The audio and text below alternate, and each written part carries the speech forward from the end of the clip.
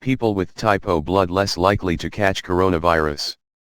A new study by several research institutes in China found that people belonging to the O blood group have a lower risk of being infected with the novel coronavirus. A paper titled Relationship between the ABO blood group and the COVID-19 susceptibility, which is up for peer review on medr14.org, says that after examining samples from 1,775 COVID-19 patients from Jinyintan Hospital, which was one of the earliest designated hospitals for treating COVID-19 in Wuhan, the co-authors found the proportion of people with type O blood in COVID patients, 25.80%, is significantly lower than that in 3,694 people without the disease, 33.84%. They determined that people in the type A blood group has the highest risk of catching the virus. The co-authors also discovered similar distribution patterns from samples from 398 patients from another two hospitals in Wuhan and Shenzhen. The paper claims it is the first study on the connection between blood groups and COVID-19 susceptibility. There's a new bit of information about COVID-19 you may have heard.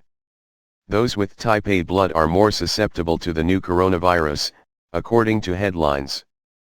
But how reliable is this info, and should you be changing your behavior? First things first, the information does come from a study, but one that has not yet been peer-reviewed, and is currently available on the preprint server medr14. In fast-evolving situations such as this pandemic, accessing research ahead of peer review is not necessarily a bad thing, but we do need to keep this in mind.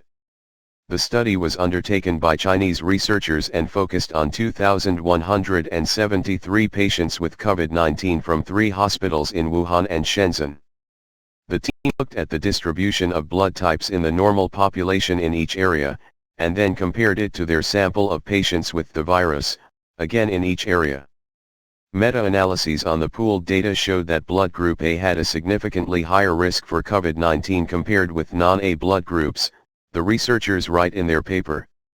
Whereas blood group O had a significantly lower risk for the infectious disease compared with non-O blood groups.